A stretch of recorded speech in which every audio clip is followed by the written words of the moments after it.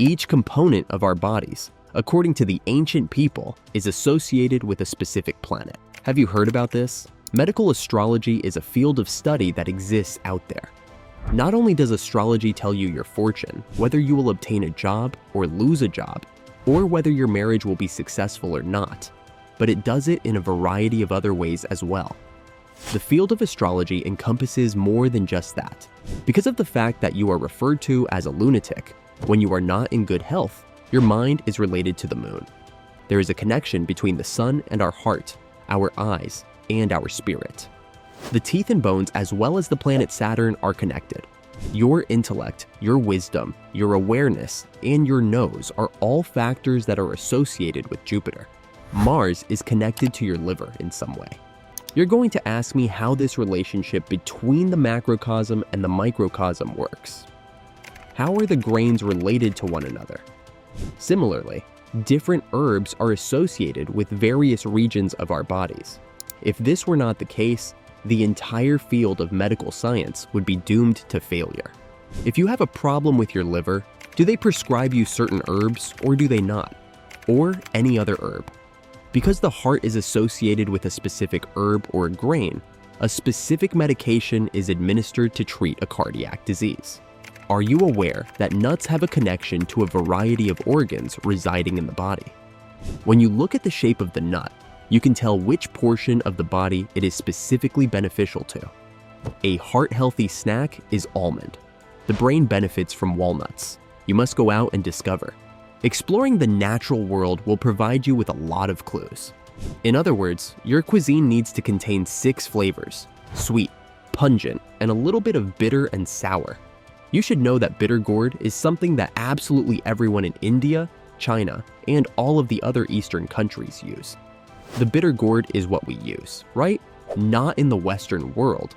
All 6 tastes that make use of them are beneficial to your health because every area of your body resonates with a specific vibration.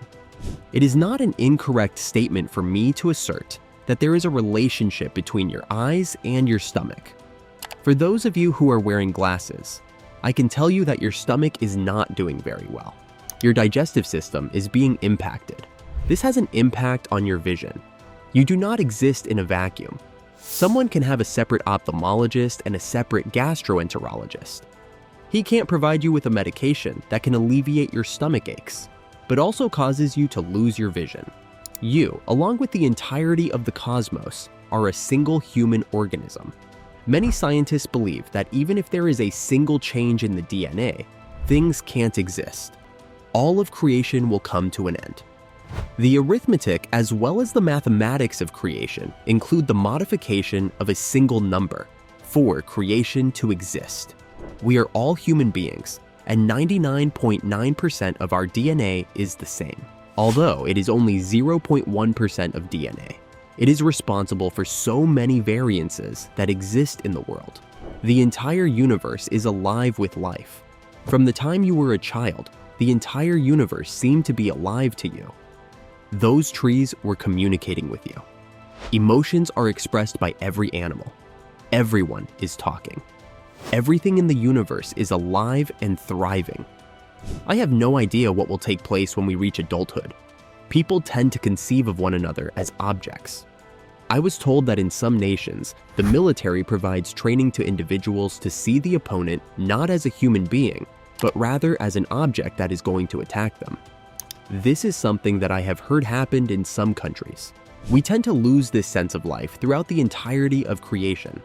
Going back to the basics is the essence of humanism.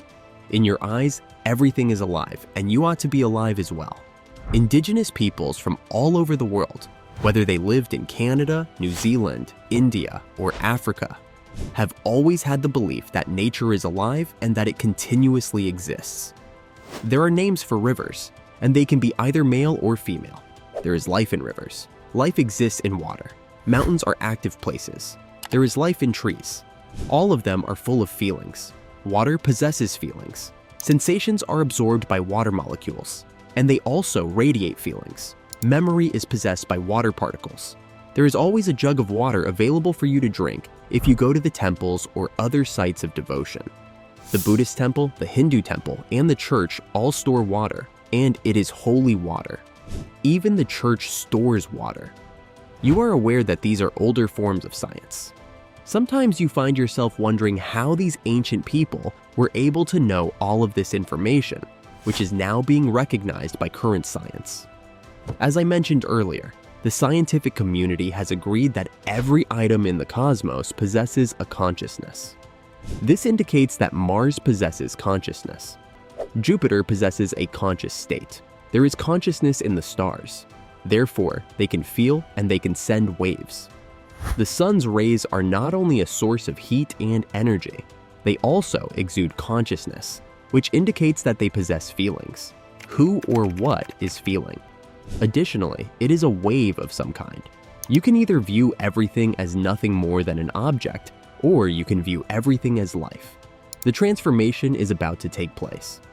When you see your spouse or wife approaching, you remark, "Here is 65 kilograms of amino acid, carbohydrate, and protein walking towards me." Everything is an object. When you went to a vegetable store, did you ever find yourself staring at a pumpkin and thinking to yourself, "Hey, this pumpkin could become you tomorrow"? As a result, we consider everything to be an object, including fellow humans. As a result, there is no life, no emotion, and nothing at all.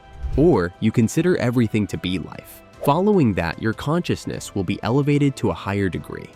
Wow, the cosmos that we live in is truly incredible. The power of the sun has energized every being that has ever lived. Think about it for a second. Every physical body, every heartbeat, every thought, every act of photosynthesis in the plant, every microbe, everything that exists. The sun gives the power, but the power of the sun would be inert if it were not for the moon. Her orbit around the Earth is what regulates the tides and water, and maintains the seismic activities of the Earth. If it were not for the moon, all the weather patterns would cease, things would stop growing, and life as we know it on Earth would cease. Have a look at the world via my views. To tell you the truth, it is a major departure.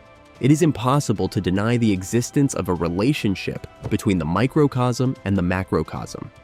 There is a further step that you take, which is to claim that the use of the word link is incorrect because it is all one organism.